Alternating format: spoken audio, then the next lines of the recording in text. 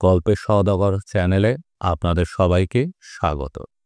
আজকে আমরা শুনব হুমায়ুন আহমেদের লেখা উপন্যাস গৌরীপুর জংশন পর্ব 2। Two down Mohanganj Mymensingh passenger স্টেশনে দাঁড়িয়ে আছে। যাত্রীতে ট্রেন ঠাসা, হইচই কলরবের সীমা নেই। বজলু এখনও ঘুমাচ্ছে। জয়নাল বজলুকে রেখে ট্রেনের দিকে এগিয়ে গেল।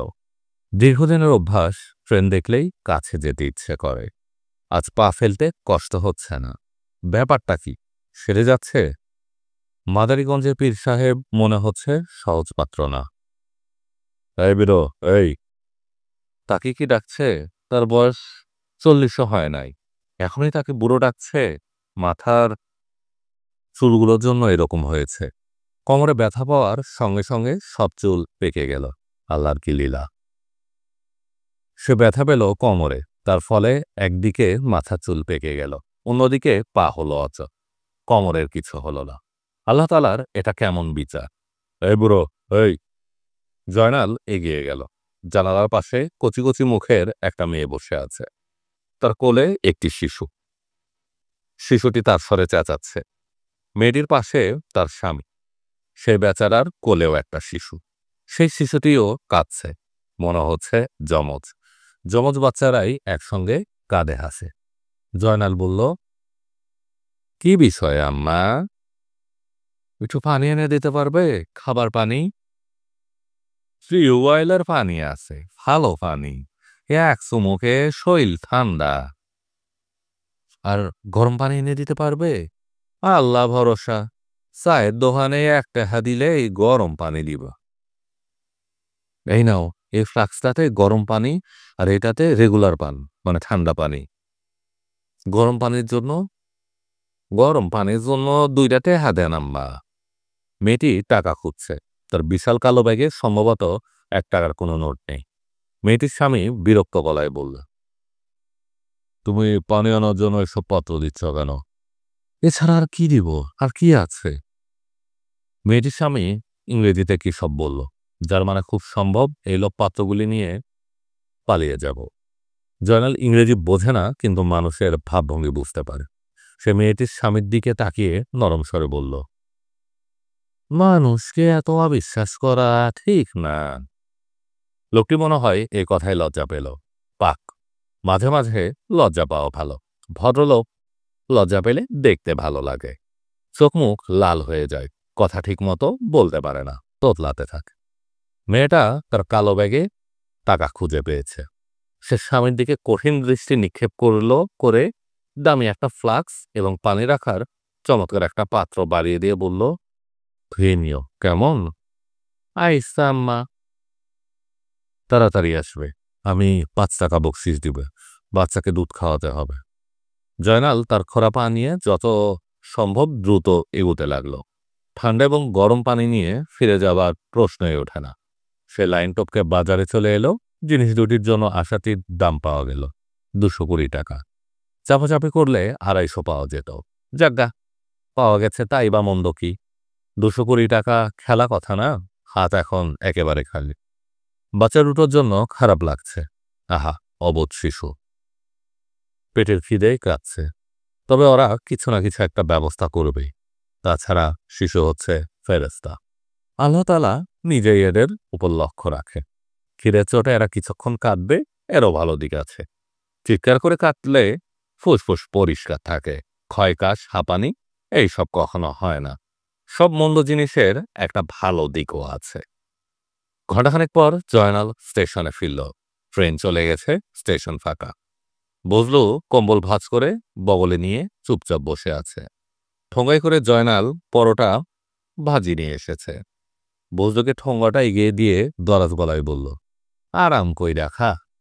বজলু আগ্রহ করে খাচ্ছে, বারবার তাকাচ্ছে জয়নালের দিকে। এই অবিশ্বাস্য ঘটনায় সে অভিভূত। জয়নাল বলল, কেউ কি আমারে খুঁজছে? বজলু না সূচক মাথা নাড়ল। জয়নাল রেলওয়ে হিন্দুতি স্টলের সামনে বেজার মুখে দাঁড়িয়ে আছে। হিন্দুতি স্টল চালায় পরিমল। তার ব্যবহার খুবই খারাপ, তবে চা বানায় ভালো। অন্য জায়গায় আধা কাপ চা দিয়ে 1 টাকা রেখে দেয়, পরিমল তা করে না। জয়নাল বলল, পরিমলদা, এক কাপ চা দাও দেখি, গরম হয় যেন। পরিমল মুখ বিকৃত করে বলল, কাছে আয়, হা কর, মুখের মধ্যে চা ঢেলিয়া দেই। গরম চা। জয়নাল পরিমলের কথা শুনেও না শোনার ভান করল। সকালবেলায় ঝগড়া করে লাভ নেই। পকেটে এতগুলো টাকা নিয়ে ঝগড়া করতেও মন চায় না। মানুষের যাবতীয় ক্ষুদ্রতা ও তুচ্ছতা ক্ষমা সুন্দর দৃষ্টিতে দেখতে ইচ্ছে করে। পরিমলদা, আমার এই ফুলাটারে এক কাপ মালাই চা দেও, সর যেন তাহে। পরিমল চোখের কোণে বজলুকে এক ঝলক দেখল, শুকনো গলায় বলল, আগে টেহা দে, 5 টেহা। 5 টেহা কি কও তুমি? মালাই চা 2 টাকা কাপ, আর তোর কাছে আগের পাওনা 2 টাকা। জয়নাল নিতান্ত অবহেলায় 100 টাকার একটা নোট বের করলে, যেন এরকম বড় নোট সে প্রতিদিন বের করে। এটা কিছুই না। সে উদাস গলায় বলল, ভাঙতি না থাকলে নোট রাইখা দেও, যখন ভাঙতি হয় তখন দিবা। টেহা পাইছস কই? এটা দিয়া তো তোমার দরকার নাই পরিমলদা, তুমি হইলা দোকানদার মানুষ। কাস্টমার তোমারে হুকুম দিব, সেই হুকুমে তুমি জিনিস দিবা, পয়সা নিবা। তুমি হইলা হুকুমের গোলাম। কথাটা বলে জয়নাল খুব তৃপ্তি পেল। উচিত কথা বলা হয়েছে। শালা মালাউনের মুখে এখন আর কোনো কথা নেই। পরিমলের দোকানের চা আজ অন্য দিনের চেয়ে ভালো লাগলো। চায়ের মধ্যে তেজপাতা দেওয়ায় কেমন পায়েস পায়েস গন্ধ। জয়নাল দরজ গলায় বলল, দেহি পরিমলদা, আরেক কাপ চিনি বেশি কইরা দিবা। পরিমল আরেক কাপ চা বানিয়ে দিল। বজলু আগের কাপই এখনো শেষ করতে পারেনি, ফু দিয়ে খাচ্ছে। এক একটা চুমুক দিচ্ছে আর জয়নালের দিকে তাকাচ্ছে। জয়নাল মনে মনে ভাবল, এই ছেলেটার একেবারে কুকুর স্বভাব। কুকুরকে খেতে দিলে সে মালিকের দিকে একটু পরপর তাকায় আর লেজ নাড়ে। এ হারামজাদাও তাই করছে। লেজ নেই বলে লেজটা নাড়াতে পারছে না। জয়নালের হঠাৎ মনে হলো, আল্লাহ তাআলা সব জন্তুকে লেজ দিয়ে পাঠালো, মানুষকে কেন পাঠালো না? কুকুর, বিড়াল, বাঘ, সিংহ সবারই লেজ আছে। মানুষের থাকলে তো কোনো ক্ষতি হতো না। আসলেই চিন্তার বিষয়। কাউকে জিজ্ঞেস করে জিনিসটা জানা দরকার। জয়নালের মনে মাঝে মাঝে উচ্চ শ্রেণীর কিছু চিন্তা ভাবনা আসে। তখন কেন জানি বড় ভালো লাগে। নিজেকে অন্যের চেয়ে আলাদা বলে মনে হয়। বেশিরভাগ মানুষই তো এক পদের খাওয়ার ঘুমা, এর বাইরে কোনো চিন্তা নেই। আল্লাহ তাআলা মানুষকে চিন্তা করার যে ক্ষমতা দিয়েছে, সে ক্ষমতার কয়জন কাজে লাগায়? যাই পরিমলদা, চা ভালো বানাইছো, একটা টাকা বেশি রাখো, বকশিস। তোমারে বকশিস করলা। হে হে। হারামজাদা, বকশিস দেখো আমারে, দিমু লাথি। জয়নাল দাঁত বের করে হাসল। জায়গা মতো অপমান করা হয়েছে। অনেকদিন মনে রাখবে। ভাঙতি টাকা সবই ফেরত দিয়েছে। মালন জাতের এই এক গুণ, টাকা পয়সার ব্যাপারে খুব সাবধান। মুসলমান হলে বলতো, টাকা থাকুক, আমার কাছে এখন ভাঙতি নাই, ভাঙতি হলে নিবি, তারপর আজ দিব কাল দিব করে ঘুরাতো। বজলু পেছনে পেছনে আসছে। আসুক, অসুবিধা কি? ভাতছাড়া কম্বল বগলে ধরে আছে। জয়নালের জন্য সুবিধাই হলো, ঝাড়া হাত পা। সাথে আছে চৌকিদার। খিদা লাগছে না গিরে বললো? হুঁ হুঁ গিরে বেটা, পরোটা ভাজি তো খাইলি একটু আগে, এখন খাইলি মালাই চা। এক মালাই চা খাইয়া একদিন থাকা যায়।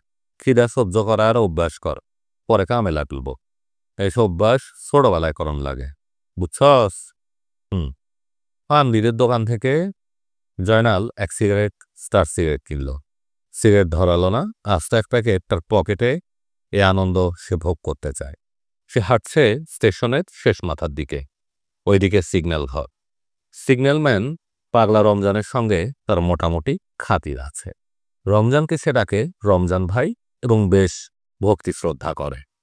কারণ ওই লোকটা আর 10টা লোকের মতো না। চিন্তা ভাবনা করে, কিছু কিছু চিন্তা বড়ই জটিল চিন্তা, যা জয়নালের মাথাতেও ঢোকে না।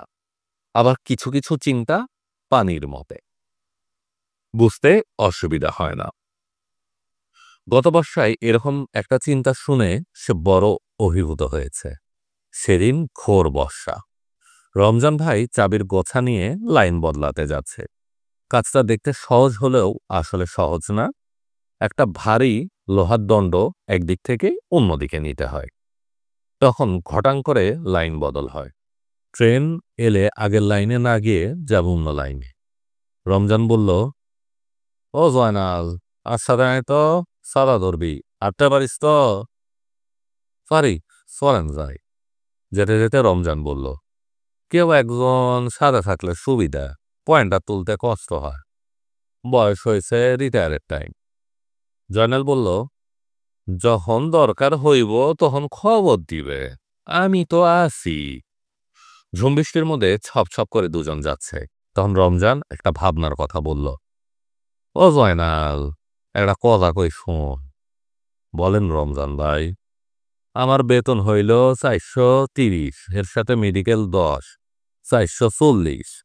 আমি মানুষটা ছোট পদের কিনা ক দেখি, 440 টাকায় কি হয়?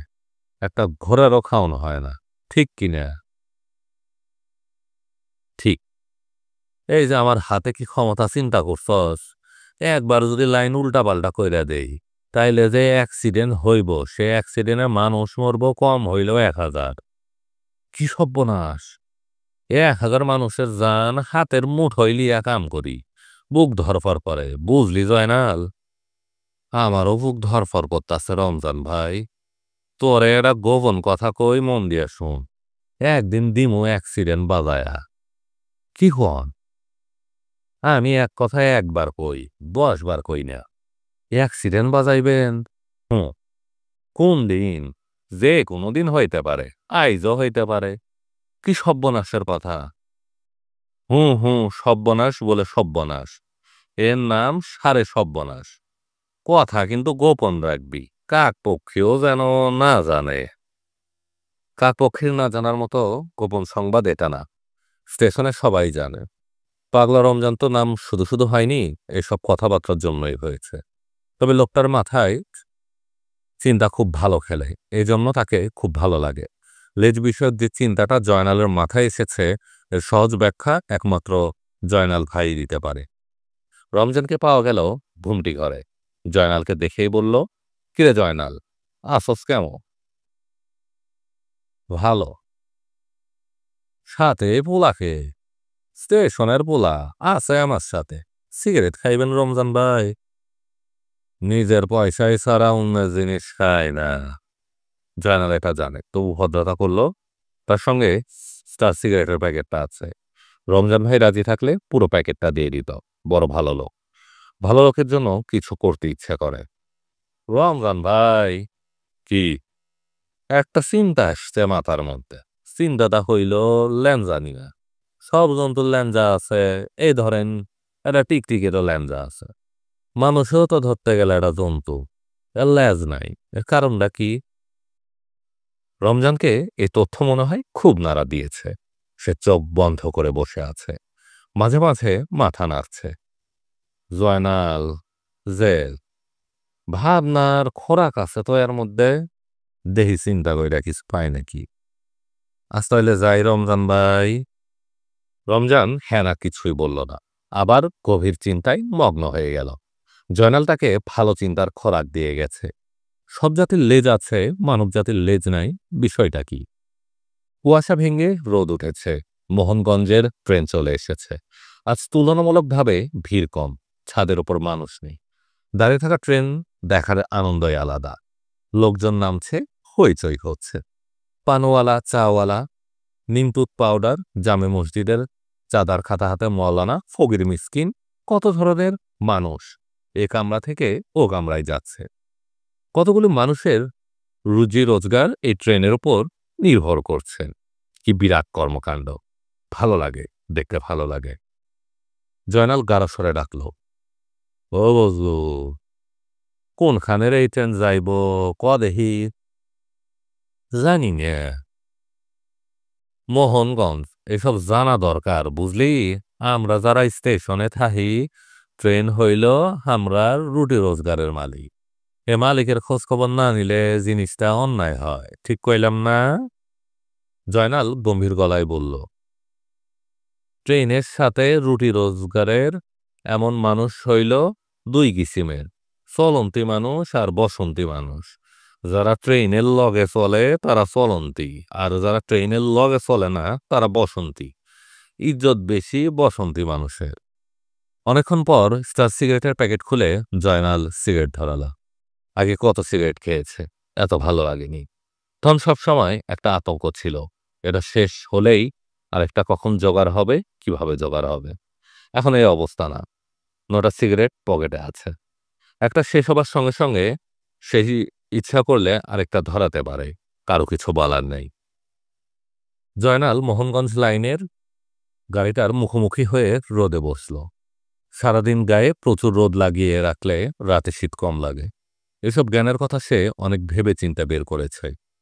বজলুকে শিখিয়ে যাবে, এই ছেলেটার কাজে লাগবে। ছেলেটির প্রতি সে যথেষ্ট মমতা বোধ করছে। ও বজলু, যে এই স্টেশনে আমি যখন প্রথম প্রথম আসি, আমি তোর মতো আসছিলাম। আমরা তিনজন এসে উঠলাম, আমি, আমার বাপজান আর আমার বোন শাহেদা। তিনজনের মধ্যে আমি টিকলাম। বাপজান প্রথম বছরেই শেষ। শাহেদার স্টেশন মাস্টারের বাসার কাম দিল। তারপর যখন বদলি হইল, সাথে নিয়ে গেল। আর কই আছে আল্লাহ মাবুদ, তোর খিদা লাগছে? না, তুই বইয়া থাক, একটা মালাই চা খাইয়া আসি। শরীরটা জুত লাগতাছে না। কম্বল সাবধান ধর, এই টাকাটা পকেটে থো। বাদাম টাদাম মনে চাইলে খাইবি। বাদামের বড় গুণ কি জানস? না, বাদাম হইল খিদার জব। ১০০ টাক বাদাম আর ২ গ্লাস পানি হইলে পুরা একদিন পার করন যায়। মানুষের রোজগার পাতি সব দিন সমান হয় না, তখন এইসব বিদ্যা কাজে লাগে। জয়নাল উঠে দাঁড়ালো, পাটা আবার যন্ত্রণা দিচ্ছে। যন্ত্রণাকে সে আমল দিল না। শরীরের ব্যথা বেদনা, পেটের খিদা, এসব জিনিসকে আমল দিলেই এরা পেয়ে বসে। এদের সবসময় তুচ্ছ জ্ঞান করতে হয়। পরিমলের দোকানে ভিড় এখন কম। মোহনগঞ্জের ট্রেন ঘন্টি দিয়ে দিয়েছে, কাস্টমাররা উঠে চলে গেছে। পরিমলের ছোট ছালা ট্রেনের কামরায় কামরায় চা ফেরি করে। মোট ১৫ কাপ চা সে দিয়েছে। ফেরত এনেছে ১৪ টাকা। আরেকটা কাপের খোঁজ পাওয়া যাচ্ছে না। ৯-১০ বছরের ছেলেটা ভয় আতঙ্কে নীল হয়ে আছে। তার দাদাবাবুর নিষ্ঠুরতা এবং নির্মমতার সঙ্গে সে পরিচিত। পরিমল বরফ শীতল গলায় ছেলেটাকে বলল, আমি ইটিং বিটিং কোনো কথা শুনতে চাই না। কই যেহান থেয়া পারস কাপ আইনা দিবি, না আনলে খুনতে আগুনে পুড়াইয়া শেখা দিমু। ৩খান শেখা আছে, এটা লিয়া হইব স্যার। বেজোর সংখ্যা ছিল, জোর সংখ্যা হইব। গিদরের বাচ্চা গিদর। খাওয়া ছাড়া আর কিছু শিখস নাই? বোয়াল মাছের মতো মুখ মিলাইতে শিখস? ছেলেটা ভয়ে কাঁদতেও পারছে না। আরেকবার সে কাপ গুনতে বসল। হয়তো তার ক্ষীণ আশা কোনো অলৌকিক উপায়ে কাপের সংখ্যা বেড়ে যাবে। জয়নালের মনটা খারাপ হয়ে গেল। শৈশবের ট্রেনে চা ফেরির কাজ সে করেছে। তখন হিন্দুতি স্টলের মালিক ছিল শ্রীনিবাস, বড়ই ভালো লোক। সে কত কাপ হারিয়েছে, ভেঙে ফেলেছে। কাস্টমারের কাছ থেকে পয়সা নেওয়ার আগেই ট্রেন ছেড়ে দিয়েছে। পেছনে পেছনে দৌড়ে গিয়েও কোনো লাভ হয়নি। একবার ট্রেন ছেড়ে দিলে কাস্টমারের কি যেন হয়, তারা কিছুতেই মানিব্যাগ খুঁজে পায় না, নানান পকেট হাতড়ায়। একসময় পাওয়া যায়, কিন্তু দেখা যায় ভাঙতি নাই। তার ট্রেনের পিছনে ছোটাই সার হয়েছে। মুখ শুকনো করে সে দুঃসংবাদ দিয়েছে শ্রীনিবাসকে। শ্রীনিবাস উদাস গলায় বলেছে, মন খারাপ করিস না, যার পয়সা তার কাছে। এই শ্রীনিবাস, এ কথায় শ্রীনিবাস কি বুঝাতো কে জানে। তবে একটা জিনিস জয়নাল বুঝত, সেটা হচ্ছে শ্রীনিবাস বড় ভালো লোক ছিলেন। আফসোসের কথা, ওই লোক ইন্ডিয়া চলে গেল। ভালো ভালো সব হিন্দু চলে গেছে, খারাপগুলি পড়ে আছে, এটাই আফসোস। পরিমলের মতো হারহারামজাদা থেকে গেল। সে চলে গেলে কি হতো, বাচ্চা ছেলেটিকে সত্যি সত্যি গরম খুন্তি ছ্যাক দেয় কিনা কে জানে, দিতেও পারে। না দিলে এই ছেলে এত ভয় পাচ্ছে কেন? পরিমলদা, ফোলাডারে কিছু কইও না, ফোলাপান মানুষ, বাদ দাও। খামাখা কথা কইস এত জয়নাল, কাফের দাম কেটা দিব, তুই দিবি? হ, দিমু। তোর কি টেহা বেশি হইছে? হইছে। দিন তো সমান যায় না। এটা মালাই চা দাও, আর এই কাপের দাম কত কও, দিতাছি, অসুবিধা নাই। চায়ের মধ্যে চিনি বেশি দিবা। জয়নাল পকেট থেকে সিগারেটের প্যাকেট বের করলো, উদাস গলায় বলল, ধরো একটা সিগারেট খাও পরিমলদা। জয়নালের পাশে বসে চা খাচ্ছে একজন অল্পবয়স্ক ক্যানভাসার। তার পরনে চকচকে শার্ট প্যান্ট, হাতে অ্যাটাচি কেস। প্রথম দর্শনে মনে হবে ভদ্রলোক, সেকেন্ড ক্লাসের যাত্রী। শুধু অভিজ্ঞ চোখে বলতে পারবে এ আসলে একজন ক্যানভাসার। সে শুল বেদনার অসুখ কিংবা কান পাকার ওষুধ বিক্রি করে। জয়নাল লোকটির দিকে তাকিয়ে সহজ স্বরে বলল, ভাই যান কি? প্রথমে লোকটা একটু চমকে উঠল, তারপর নিজেকে সামলে নিয়ে বলল, বাতের অসুখ নিজেই বানান? হুম, সসনে পাওয়া ওষুধ ৩২ পদের গাছের শিকড় লাগে। সব গাছও এদেশে নাই, আসাম থেকে আনাইতে হয়, বড়ই যন্ত্রণা। জয়নাল মনে মনে দীর্ঘ নিঃশ্বাস ফেলল। এই ছেলে নিতান্তই আনার। ক্যানভাসিংয়ে নতুন নেমেছে, সুবিধা করতে পারবে না। ক্যানভাসিংয়ে বুদ্ধি লাগে।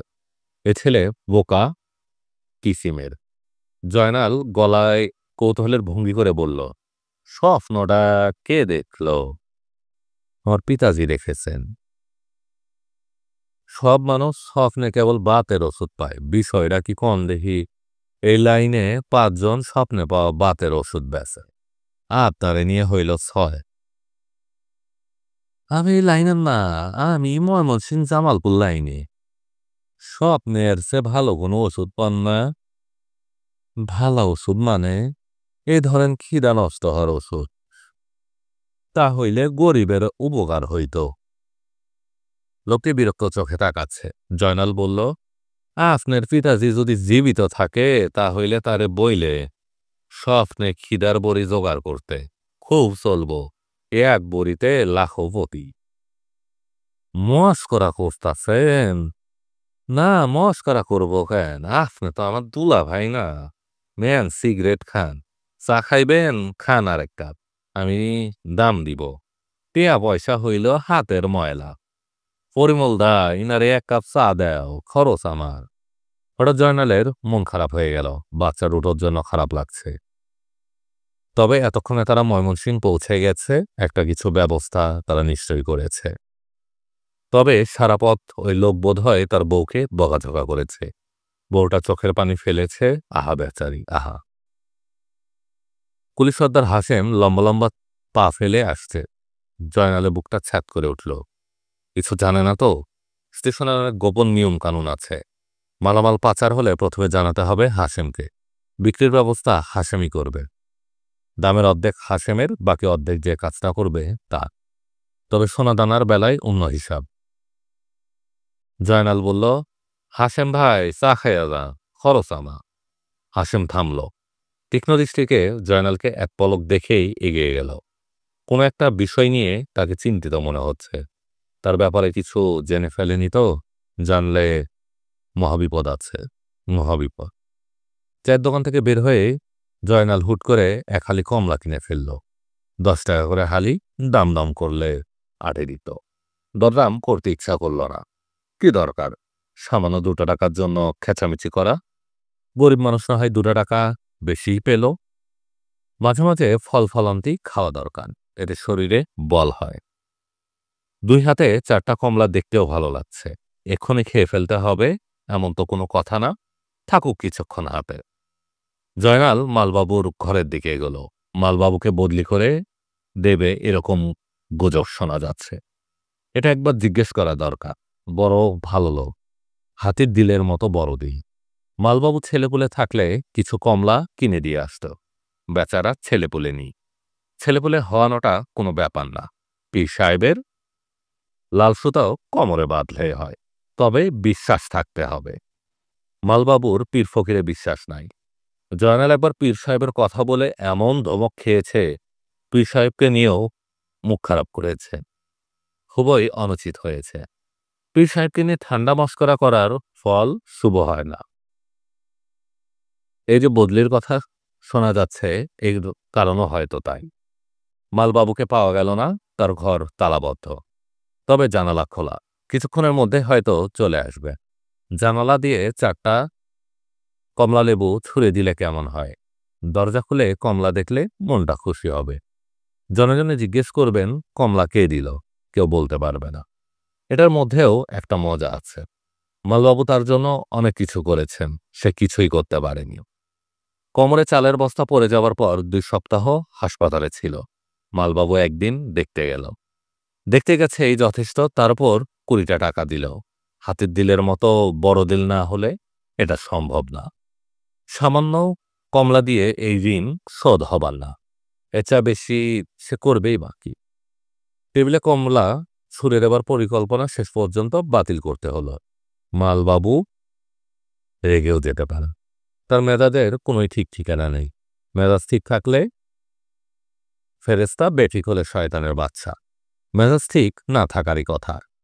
মালামাল মোটেই চলাচল হচ্ছে না।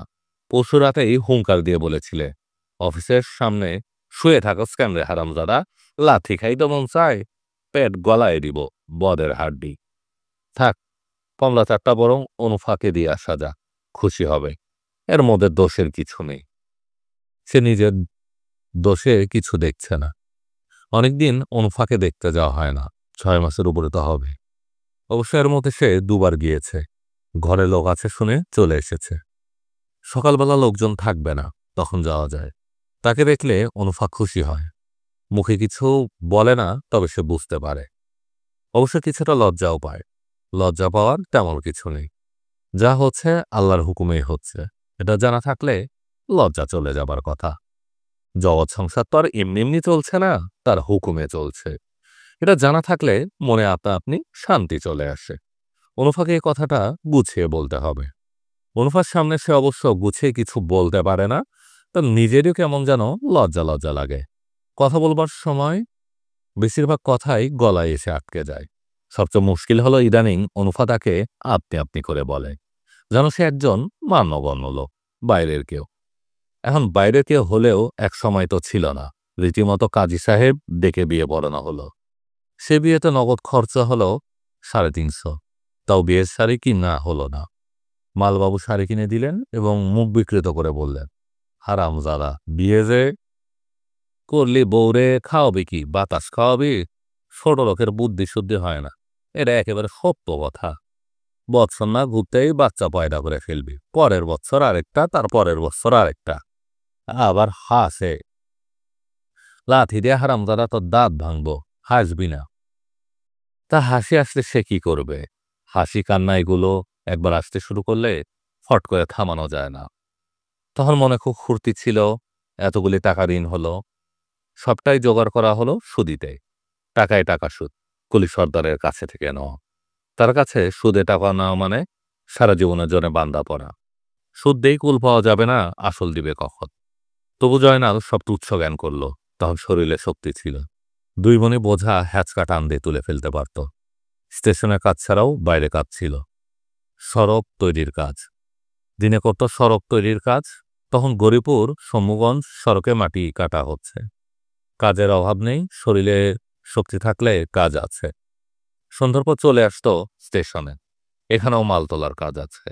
অবশ্য রোজগার সবটাই কুলি সর্দার নিয়ে নিত। টাকায় টাকা সুদ দিতে গিয়ে শরীরের রক্ত ঠান্ডা হয়ে যায়। তারপর সে একটা ঘর নিয়েছে গরিপুর রাজাবাড়ির কাছে, একটা ছনের ঘর। সমীরুদ্দিন রিকশাওয়ালার ঘরের একটা অংশ, স্টেশন থেকে খানিকটা দূর। তাতে কি, হেঁটে হেঁটে বাড়ি ফিরতে তার মজাই লাগত। হেঁটে বাড়ি ফিরতে সে নানান ধরনের স্বপ্ন দেখত। সুদের টাকা সবটা ফেরত দেওয়া হয়েছে। তারপর নিজের টাকা জমাচ্ছে। টাকা জমিয়ে একদিন একটা রিক্সা কিনে ফেলল। সে রিক্সা সে নিজে চালায় না, ভাড়া খাটায়। তখন টাকা জমে দুদিক থেকে তার টাকা এবং তীরে রিক্সার টাকা জমতে জমতে অনেক হয়ে গেল। তখন তারা জমি কিনল। ব্রহ্মপুত্র নদীর তীরে প্রথমে ছোট্ট এক টুকরা জমি, তারপর আরেকটু, তারপর আরেকটু। একটা ঘর তুলল, টিনের ঘর। ঘরের চারপাশে ফল ফলান্তির গাছ, পিছনে বাঁশঝাড়। বাঁশঝাড় ছাড়া ঘরবাড়ি ভালো হয় না, ঘরবাড়ির আব্রু থাকে না। কল্পনার এই পর্যায়ে সে বাড়ি পৌঁছে যায়। মনে হয় পথটা আরেকটু দীর্ঘ হলো না কেন? আরেকটু দীর্ঘ হলে ভালো হতো, আরো কিছুক্ষণ ভাবা যেত। পথে নামতেই পথ ফুরিয়ে যায়। এও এক আশ্চর্যকাণ্ড। তার পায়ের শব্দে দরজার ঝাঁপ সরিয়ে অনুফা বের হয়ে আসে। নিচু গলায় বলে, আজ এত দেরি হইল কেন? গল্পের সওদাগর চ্যানেলে আপনারা শুনছিলেন গৌরীপুর জংশন পর্ব 2।